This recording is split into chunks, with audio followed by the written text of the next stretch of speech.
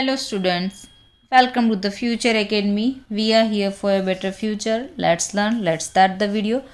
जैसे आप देख सकते हो स्क्रीन पर, आज हम बात करने वाले हैं हिंदी सब्जेक्ट में, स्टैंडर्ड 10 हिंदी सब्जेक्ट में चैप्टर नंबर 3 है सवैये। और इस चैप्टर के एक्सरसाइज यानी स्वाध्याय हम करने वाले हैं। उसके सारे क्वेश्चंस को हम एक एक करके देखेंगे, उसको सॉल्व करेंगे और समझाने की कोशिश करूँगी कि आप इसको किस तरीके से याद रख सकते हो। ठीक है, इससे पहले अगर आपने चैप्टर 3 को पढ़ा नहीं है तो ऊपर जो आई बटन दिखाई दे रहा है उसको क्लिक करोगे तो वहाँ से आपको उसकी चैप्टर की लिंक मिल जाएगी। तो आप आसानी से पहले उसको पढ़िए, समझिए, उसके बाद अगर स्वाध्याय हम सॉल्व करेंगे तो ज़्यादा आसान रहेगा। तो अगर वीडियो नहीं देखा है अब तक तो प्लीज़ पहले देख लीजिए, उसके बाद स्वाध्याय को देख लेना। ठीक है, तो चलिए आगे बढ़ते हैं और पहला स्लाइड देखते हैं।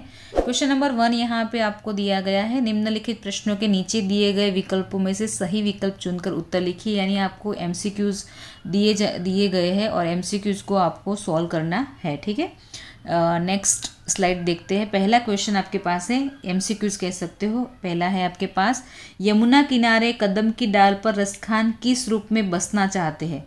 किस रूप में? पशु के रूप में, भगवान के रूप में, पक्षी के रूप में या फिर मनुष्य के रूप में? तो किस रूप में रसखान कदम की डाल पर, कदम की डाल, कदम पेड़ है उसकी डाली है तो डाल पर तो कौन? पशु तो रह नहीं सकता। भगवान, पक्षी और मनुष्य, मनुष्य भी कदम की डाल पर ज़्यादा देर तक नहीं रह सकता। तो यहाँ पे उत्तर आता है पक्षी। पक्षी के रूप में वो वहाँ पे बसना चाहते हैं और भगवान को देखना चाहते हैं, ऐसा हम कह सकते हैं। ठीक है, नेक्स्ट एमसीक्यू आपके पास स्क्रीन पर है। नंबर 2, 8 सिद्धि और नवनिधि का सुख प्राप्त होता है। कब प्राप्त होता है? ऑप्शन है, नंद की धेनु चराने में वह सुख प्राप्त होता है, यमुना नदी के किनारे स्नान करने से वो सुख प्राप्त होता है, कदम के वृक्ष पर बसने से, या फिर मुरली बजाने में। इनमें से कौन सी चीज़ में 8 सिद्धि और नवनिधि का सुख प्राप्त होता है? तो यहाँ पे आंसर आता है कि नंद की धेनु चराने में रसखान को 8 सिद्धि और नवनिधि का सुख प्राप्त होता है। उनके लिए ये ज़्यादा इम्पोर्टेंट है कि अगर उनको नंद की धेनु चराने का अवसर मिले तो उसमें इनको ये सारा सुख प्राप्त होता है। ठीक है, देन नेक्स्ट स्लाइड है नंबर 3, कलधौत के धाम का अर्थ होता है। इनमें से कौन सा अर्थ होता है? ऑप्शंस आपके पास है, ए काली यमुना नदी, बी सोने का राजमहल, ऑप्शन सी है चांदी का राजमहल और ऑप्शन डी है कृष्ण का राजमहल। तो इनमें से कलधौत के धाम का अर्थ क्या होता है? तो आंसर आता है सोने का राजमहल। कलधौत के धाम यानी सोने का राजमहल, याद रखना। ठीक है, देन नेक्स्ट स्लाइड यहाँ पे है नंबर 4, गोपी गले में डैश माला पहनना चाहती है। सोने की माला पहननी है उसको, हीरो की माला पहननी है, मोतियों की माला पहननी है या गुंजे की माला पहननी है? तो यहाँ पे पोयम में गोपी कहती है कि मुझे गुंजे की माला पहननी है। श्री कृष्ण भगवान भी गुंजे की माला पहनते हैं, इसलिए वो उनके जैसा रूप धारण करती है जब, तब वो गुंजे की माला धारण करती है। ठीक है, चलिए नेक्स्ट अब आता है क्वेश्चन नंबर 2, निम्नलिखित प्रश्नों के उत्तर एक एक वाक्य में दीजिए। आपको यहाँ पे एक एक वाक्य में उत्तर लिखने हैं। पहला क्वेश्चन हम देख लेते हैं कि मनुष्य के रूप में रसखान कहाँ बसना चाहते हैं? तो यहाँ पे उत्तर आता है, मनुष्य के रूप में जन्म मिलने पर रसखान गोकुल गांव के ग्वालों के साथ बसना चाहते हैं। अगर उनको वो ऐसी ख्वाहिश करते हैं कि अगर मुझे मनुष्य रूप मिलता है, और भगवान जब श्री कृष्ण भगवान थे और उस वक्त के टाइम की बात है, तो वो अगर उनको मनुष्य रूप मिलता है तो वो बेशक गोकुल गांव के ग्वालों के साथ बसना चाहते हैं, वहाँ पे जन्म लेना चाहते हैं और उनके साथ रहकर भगवान के साथ खेलना चाहते हैं या फिर भगवान के साथ हर वक्त रहना चाहते हैं, ऐसा हम कह सकते हैं। ठीक है, देन क्वेश्चन नंबर 2 है यहाँ पे, पशु के रूप में कवि कहाँ निवास करना चाहते हैं? अगर उनको पशु रूप मिलता है तो वो कहाँ पे जाकर निवास करेंगे? तो यहाँ पे आंसर है, पशु के रूप में कवि नंद की गायों के बीच निवास करना चाहते हैं। अगर मनुष्य रूप मिलता है तो वो ग्वाले बन जाएंगे, ग्वालों के बीच रहेंगे। अगर उनको पशु रूप मिलता है तो वो नंद की गाय बनना चाहते हैं और नंद की गाय बनकर उनके साथ रहना चाहते हैं ताकि वो कृष्ण भगवान के समीप हो सके। ओके, ग्वाले भी कृष्ण भगवान के साथ रहते थे, उनके साथ मस्ती करते थे, खेलते थे और गाय चराने भी जाते थे उनके साथ। तो वैसे ही अगर उनको पशु योनि में जन्म मिलता है तो वो क्या करेंगे, नंद की गाय बनना चाहते ताकि कृष्ण भगवान उनको चराने के लिए लेकर जाए और इस तरीके से वो भगवान के समीप रह सके। ठीक है। देन नंबर 3 क्वेश्चन यहाँ पे है, रसखान किस पर्वत का पत्थर बनना चाहते हैं? जिस पर्वत को भगवान ने उठाया था आपको पता है, तो यहाँ पे उत्तर आता है रसखान गोवर्धन पर्वत का पत्थर बनना चाहते हैं, क्योंकि भगवान ने उसको स्पर्श किया था, उसको उठाया था। तो रसखान को अगर मौका मिलता है तो वो पत्थर बनेंगे, तो गोवर्धन पर्वत का पत्थर बनना चाहते हैं। नेक्स्ट है नंबर 4 क्वेश्चन, पशु योनि में जन्म मिलने पर कवि क्या करना चाहते? इसका उत्तर आता है पशु योनि में जन्म लेना कवि के वश में नहीं है, परंतु कवि इतना चाहते हैं कि प्रतिदिन उन्हें नंद की गायों के बीच चरने का मौका मिले।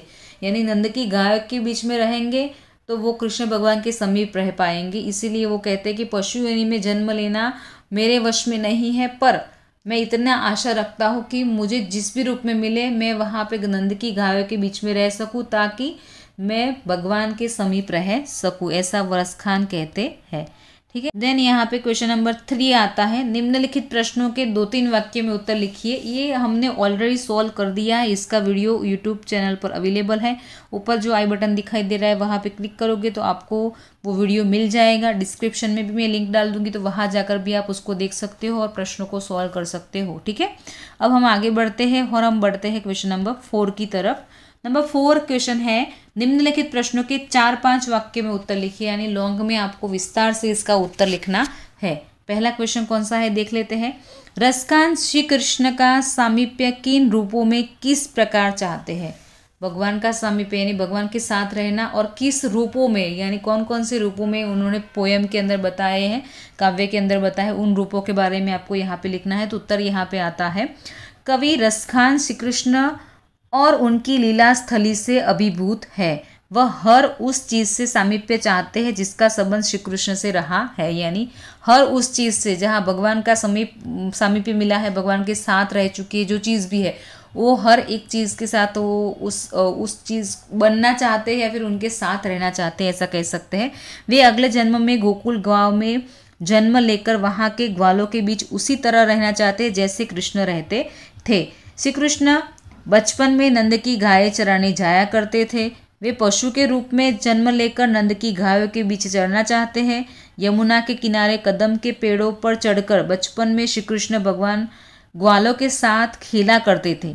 पक्षी के रूप में जन्म लेकर रसखान इन्हीं कदम के वृक्षों पर रैन बसेरा करना चाहते हैं। तो यहाँ पे क्या लिखा है कि अगर भगवान ग्वालों के साथ खेलते हैं तो वो ग्वाला बनना चाहते हैं ताकि उनको वहाँ पे समीप मिल सके। अगर पशु के रूप में अगर उनको जन्म मिलता है तो वो नंद की गाय बनना चाहते हैं ताकि भगवान के समीप रह सके।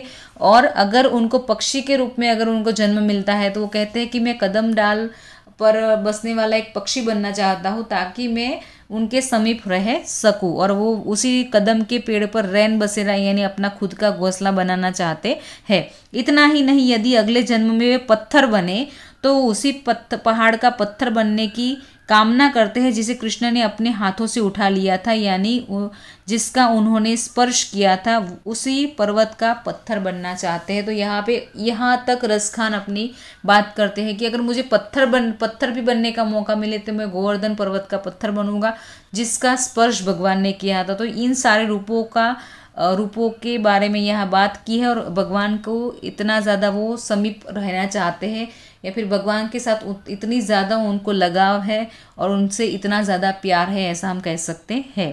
ठीक है। देन नेक्स्ट क्वेश्चन यहाँ पे नंबर 2 है, कवि श्री कृष्ण से संबंधित किन वस्तुओं की अभिलाषा करता है? इनके लिए वह किन वस्तुओं को छोड़ने के लिए तैयार है? अभी उनकी अभिलाषा है तो हमें पता है, पहले आंसर में हमने देख लिया कि उनको क्या चाहिए। वो सब कुछ बनने के लिए तैयार है, पशु भी बनने के लिए तैयार है, पक्षी भी बनने के लिए तैयार है, वो पत्थर भी बनने के लिए तैयार है। पर उन चीज़ों को पाने के लिए वो क्या न्योछावर करेंगे या क्या छोड़ने के लिए तैयार है, ये चीज़ें आपको यहाँ पे इस आंसर में ऐड करनी है। तो हम आंसर देखते हैं। आंसर है यहाँ पे, कवि रसखान श्री कृष्ण के प्रति अनन्य श्रद्धा है, उनको श्री कृष्ण के प्रति ज़्यादा श्रद्धा है, अनन्य श्रद्धा है। वे हर हालत में श्री कृष्ण के समीप रहना चाहते हैं। इसके लिए मैं उन वस्तुओं की अभिलाषा करते हैं, मैं नहीं, यहाँ पे आता है वे। इसके लिए वे उन वस्तुओं की अभिलाषा करते हैं जिसका संबंध श्री कृष्ण से रहा है, यानी भगवान के साथ जिसका संबंध रहा है, भगवान के साथ जिन चीज़ों का ताल्लुक रहा है, वो हर चीज़ के लिए, वो लेने के लिए, उस चीज़ को बनने के लिए तैयार है। जैसे श्री कृष्ण भगवान लाठी और कमली लेकर, कमली यानी कंबल कह सकते हो, लाठी और कमली लेकर वन में गाय चराने जाया करते थे। तो इस लाठी और कमली पर वे आकाश, पाताल और मृत्युलोक यानी तीनों लोगों को के राज्य को भी तुच्छ मानते हैं। यानी अगर वो कहते हैं कि अगर मुझे आकाश, पाताल और मृत्युलोक भी मिल जाता है तो भी मैं उसको न्यौछावर कर दूंगा। अगर मुझे कृष्ण भगवान की लाठी और अगर कमली मिल जाती है तो ये दो चीज़ों के लिए वो तीनों लोगों को न्यौछावर करने के लिए तैयार है। और तो उनको तुच्छ लगता है, ये तो कुछ भी नहीं है भगवान की इन दो चीज़ों के आगे, और उसे खुशी खुशी छोड़ने को तैयार है। और वो तीनों लोगों को छोड़ देंगे अगर भगवान का सिर्फ लाठी और कमली मिल जाती है तो। नंद की गायों को चराने के सुख को वो 8 सिद्धियां और 9 निधियों से भी बढ़कर मानते हैं। ओके, 8 सिद्धि और 9 निधि का जो सुख है उसको वो नंद की गाय के चराने से भी ज़्यादा मतलब उसके लेवल में तुच्छ मानते हैं। नंद की गाय चराना का जो सुख है वो उससे भी ज़्यादा बढ़कर है, ऐसा उनका कहना है।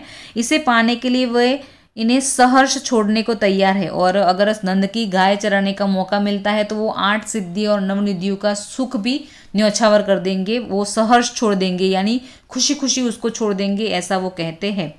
व्रज के जिन वनों, बगीचों और सरोवरों का संबंध श्री कृष्ण से रहा है, उन्हें देखने की उनके मन में बड़ी अभिलाषा है। यानी उनको ये अभिलाषा है कि भगवान का वन, बगीचों और सरोवर से जहाँ पर भी श्री कृष्ण भगवान का संबंध रहा है, उन सभी चीज़ों को देखने की, रसखान की बहुत बड़ी अभिलाषा है। इतना ही नहीं, व्रज के कांटेदार झाड़ियों के लिए सोने के बने करोड़ों महलों को भी न्यौछावर करने के लिए वो तैयार है। यानी यहाँ पे कहा है कि अगर व्रज की कांटेदार झाड़ियाँ भी मिलती है तो उसको वो पाने के लिए सोने के महलों को भी न्यौछावर कर देंगे। इतना ज़्यादा उनका कृष्ण भक्ति है, उनके अंदर कृष्ण भगवान के लिए प्यार है। तो ये यहाँ पे आपको ये सारी चीज़ें लिखनी है। लाठी और कमली अगर मिलती है तो वो क्या न्यौछावर करेंगे? आकाश, पाताल और मृत्युलोक यानी तीनों लोकों का जो राज्य है उसको तुच्छ मानते हैं और उसको छोड़ देंगे। अगर भगवान को रसखान को भगवान श्री कृष्ण यानी नंद की जो गाय थी उसको चराने का मौका मिलता है, वो 8 सिद्धि और 9 निधियों का सुख न्यौछावर कर देंगे, खुशी खुशी उसको छोड़ देंगे। और तीसरी चीज़ आपको लिखनी है कि भगवान का जिस वनों, बगीचों और सरोवर से संबंध रहा है वो उनको देखना है। प्लस अगर उनको कांटेदार झाड़ियाँ, जहाँ पे कृष्ण भगवान चराने के लिए, गाय चराने के लिए जाते थे, उन कांटेदार झाड़ियों अगर मिलती है तो वो उसके लिए सोने के बने करोड़ों महलों न्यौछावर करने के लिए तैयार है। तो इतनी चीज़ आपको इस क्वेश्चन के अंदर लिखनी है। आई होप कि आपको समझ में आ गया होगा। अब हम आगे बढ़ते हैं क्वेश्चन नंबर 3 की तरफ। क्वेश्चन नंबर 3 है, कृष्ण की मुरली का व्रज की स्त्रियों पर क्या प्रभाव पड़ा? ओके, व्रज की स्त्रियों पर उसका क्या प्रभाव पड़ता है? यहाँ पे लिखने में थोड़ी मिस्टेक हुई, ब्रिज हो गया है, पर यहाँ पे आता है व्रज। ओके, तो ये थोड़ा समझ लेना आप लोग, ये थोड़ा मिस्टेक हो गया है मुझसे। अभी हम आंसर को देखते हैं। आंसर क्या आता है? व्रज की स्त्रियां श्री कृष्ण की मुरली की धुन की दीवानी थी।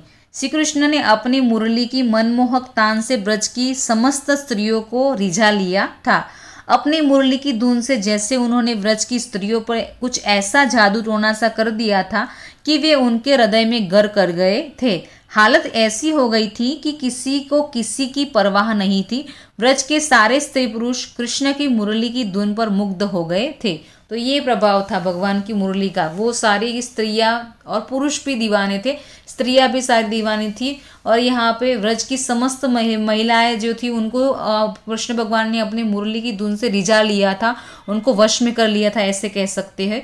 और किसी को किसी भी चीज़ की परवाह नहीं थी, जैसे उनके हृदय पर किसी ने जादू टोना सा कर दिया हो और वो वश में आ गई हो, ऐसे वो कृष्ण भगवान की मुरली की दीवानी हो गई थी। तो आपको ये सब लिखना है कि मुरली की धुन का व्रज की स्त्रियों पर क्या प्रभाव पड़ा था। ठीक है, चलिए अब आगे बढ़ते हैं क्वेश्चन नंबर 4 की तरफ। 4 है, कृष्ण के प्रति अपनी भक्ति प्रदर्शित करने के लिए रसखान क्या क्या न्योछावर करना चाहते हैं। सेम हमने अभी देखा था क्या क्या न्योछावर करेंगे, तो वहीं से आपको फिर से लिखना होगा।